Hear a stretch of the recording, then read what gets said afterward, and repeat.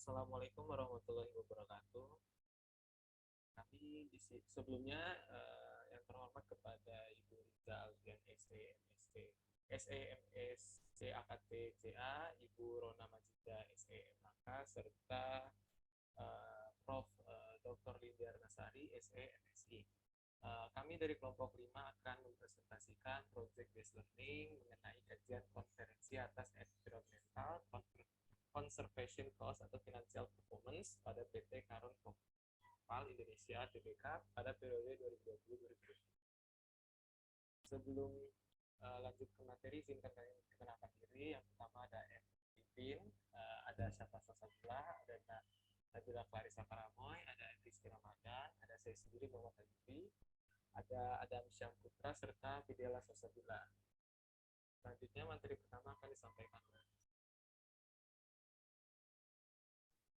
Corporate Social Responsibility. Corporate Social Responsibility atau CSR adalah tanggung jawab perusahaan terhadap masyarakat di luar tanggung jawab ekonomi mereka. Tanggung jawab dibahas adalah keaktifan sosial perusahaan terhadap masyarakat dan lingkungan sekitar perusahaan. Kebijakan ini digunakan oleh perusahaan yang akan kami analisa, yaitu PT Charun Pokpen Indonesia.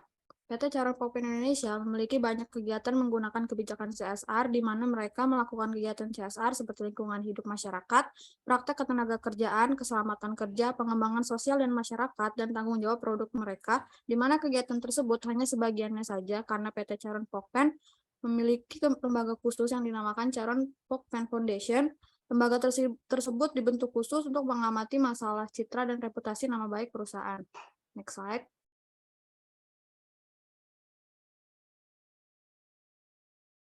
Selanjutnya ada studi fenomena.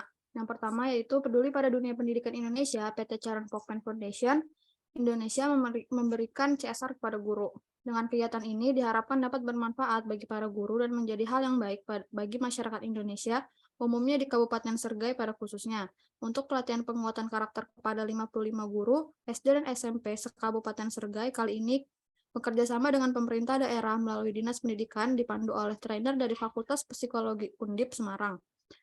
Lalu yang kedua adalah peduli warga Charun Pokpen Balaraja gelar bazar sembako murah. PT Charun Pokpen Indonesia Balaraja secara simbolis menyerahkan paket sembako saat bazar murah di Cangkudu Balaraja. Charun Pokpen Indonesia Balaraja kembali menggelar bazar sembako murah bagi warga di sekitar lokasi pabrik di Desa Cangkudu, Kecamatan Balaraja. Selanjutnya, program CSR PT Charun Pokpen dan DPP IWAPI distribusikan bantuan 300 butir telur ke korban bencana banjir. Sebanyak 330.000 butir telur diserahkan untuk DPD IWAPI DKI Jakarta yang akan didistribusikan ke 6 DPC DKI Jakarta, yaitu IWAPI Jakarta Selatan, Jakarta Barat, Jakarta Timur, Jakarta Pusat, Jakarta Utara, dan Kepulauan Seribu. Penyerahan dilaksanakan di kantor DPD IWAPI DKI Jakarta. Bantuan yang didistribusikan IWAPI ini merupakan salah satu program bantuan untuk bencana di daerah yang terdampak. Nantinya, setiap provinsi yang terdampak ditunjuk oleh PIC masing-masing untuk penyaluran bantuan. Diharapkan bantuan ini dapat membantu terutama bagi masyarakat yang terkena bencana. Selanjutnya akan saya kembalikan ke moderator.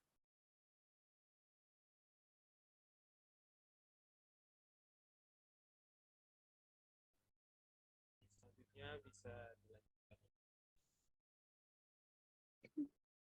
Oke, di sini ada materi tentang teori pemangku kepentingan. Apa itu teori pemangku kepentingan? Pemangku kepentingan sendiri adalah pemangku kepentingan memiliki peranan terhadap perusahaan sebagai pemasok sumber daya di dalam perusahaan tersebut. Karena pemangku kepentingan pada dasarnya memiliki kekuatan serta ada peranan untuk mengendalikan sumber daya pada perusahaan tersebut.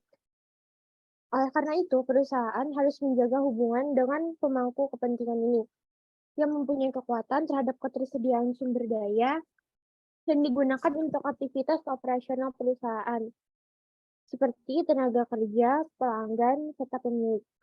Di dalam teori stakeholder tidak hanya sebagai pemilik atau pemegang saham saja, tetapi yang bersangkut paut dengan perusahaan atau aktivitas operasi tersebut, seperti inventaris atau yang lain semacamnya.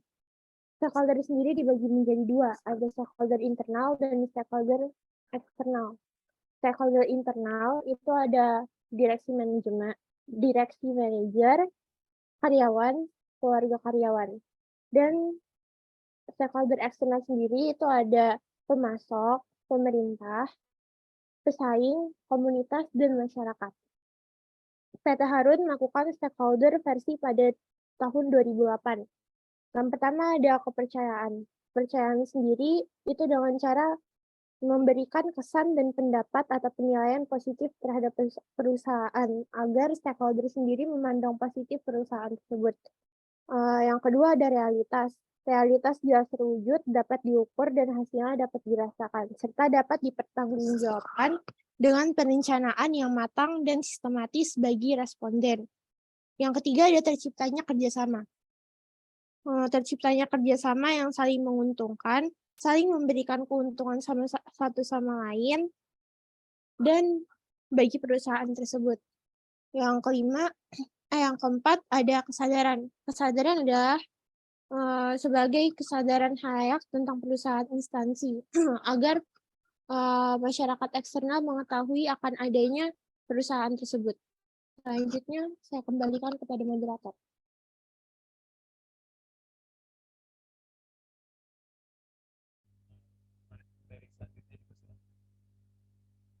Oke, baik. Di sini saya akan menjelaskan tentang teori legitimasi. Teori legitimasi ini merupakan sistem pengelola perusahaan yang berorientasi pada keberpihakan terhadap masyarakat, pemerintah, individu, dan kelompok masyarakat.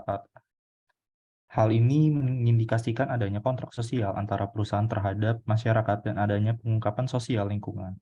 Perusahaan menjalankan kontrak sosial harus menyesuaikan dengan nilai dan norma yang berlaku agar berjalan dengan selaras. Teori legitimasi yang didasarkan pada adanya kontak sosial antara sebuah institusi dengan masyarakat, di mana diperlukannya sebuah tujuan institusi yang kongruent dengan nilai yang ada di dalam sebuah masyarakat. Menurut teori ini, tindakan sebuah institusi haruslah mempunyai aktivitas dan kinerja yang diterima oleh masyarakat. Teori legitimasi mendorong perusahaan untuk meyakini bahwa aktivitas dan kinerjanya dapat diterima oleh masyarakat. Laporan aktivitas tanggung jawab sosial dan lingkungan perusahaan yang dituangkan dalam sustainability report dapat digunakan oleh perusahaan untuk membuktikan bahwa perusahaan telah menjalankan tanggung jawab sosial. Hal ini sebagai upaya agar keberadaan organisasi dapat diterima oleh masyarakat. Legitimasi dari masyarakat merupakan salah satu sumber daya operasi yang penting bagi perusahaan. Sekian dari saya tentang teori legitimasi. Saya kembalikan kepada moderator.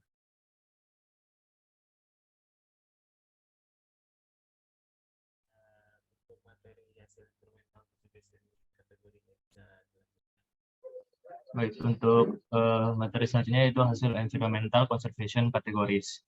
Jadi dapat dilihat pada tabel putih, yaitu total emisi GRK atau total emisi gas rumah kaca, yang mana hasilnya itu adalah karbon dioksida dan minyak.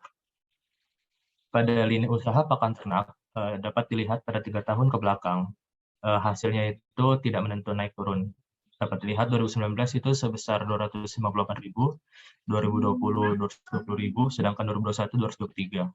Sedangkan pada peternakan ayam itu dapat dilihat 3 tahun ke belakang angkanya naik terus.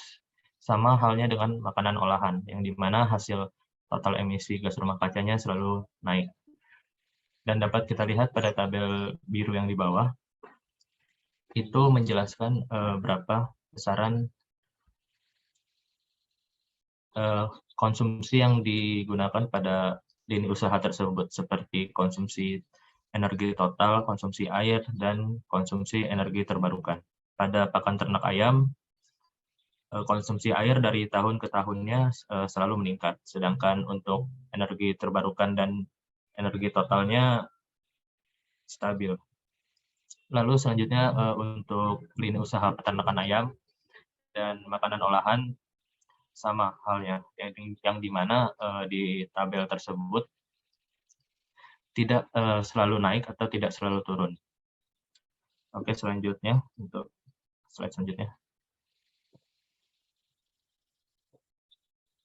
Ya, pada PT Charon Pokpen ini tidak hanya fokus pada lini usahanya saja, tapi dia juga mengeluarkan anggaran dana untuk tanggung jawab sosialnya, yaitu dapat kita lihat yang berwarna biru tua itu tahun 2021, biru muda 2020, dan warna putih 2019. Dapat kita lihat alokasi dana CSR-nya itu pada community development sudah dianggarkan, dan untuk pendidikan juga sudah diperhatikan oleh PT Charon Pokpen. Yang dimana dari alokasi dana ini dapat kita lihat bahwa penerimaan manfaat yang diterima pada masyarakat itu ada untuk guru, siswa dari 20 provinsi, mahasiswa 22 universitas, pendirian PAUD di 10 provinsi, kemudian untuk buku, untuk 3 sekolah, kemudian universitas 9 provinsi, dan potensi dalam field trip pertanian. Field trip pertanian itu artinya kunjungan yang dilakukan oleh para petani untuk pembelajaran di luar kelas. Mungkin bisa kita anggap itu sebagai studi banding bagi petani. Oke, sekian dari saya. Kembalikan ke moderator.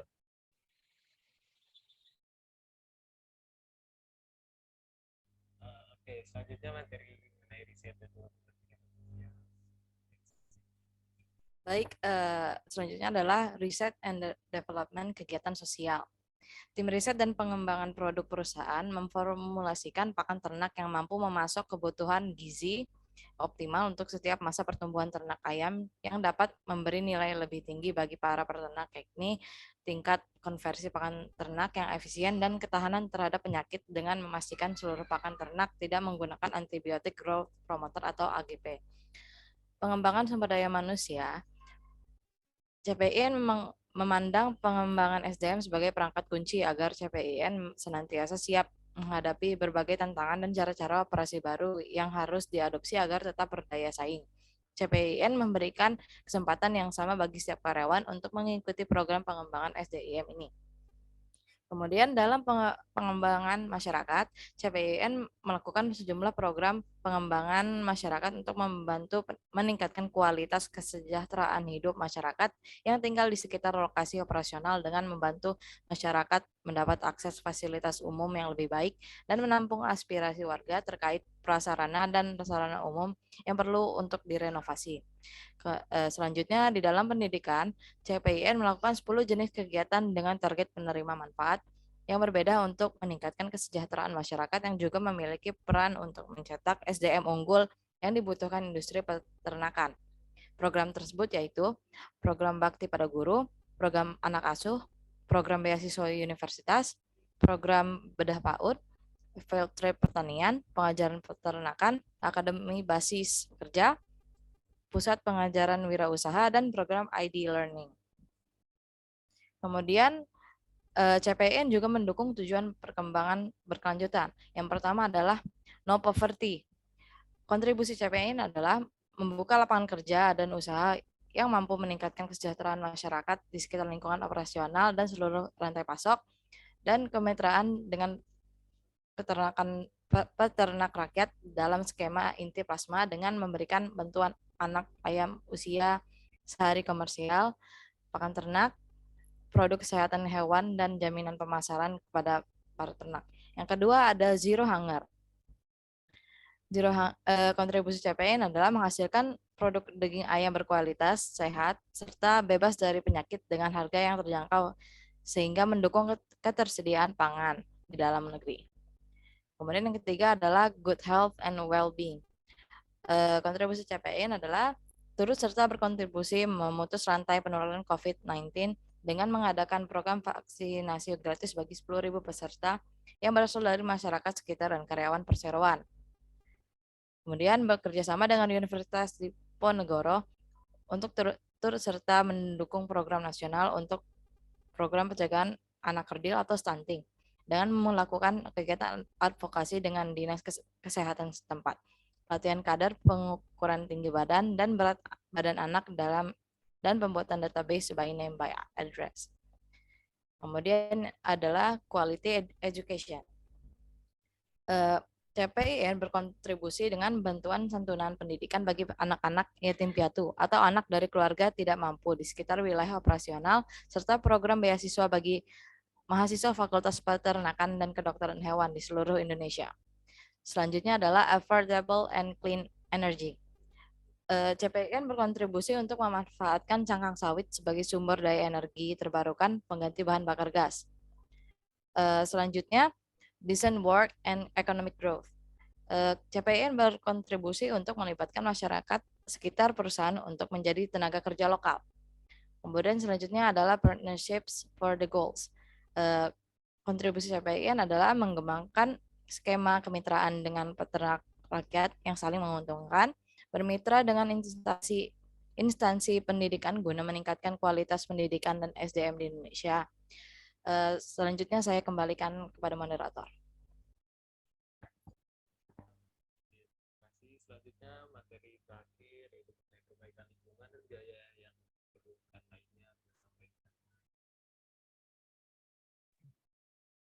disampaikan. Baik, yang selanjutnya itu ada perbaikan lingkungan dan biaya yang diperlukan lainnya.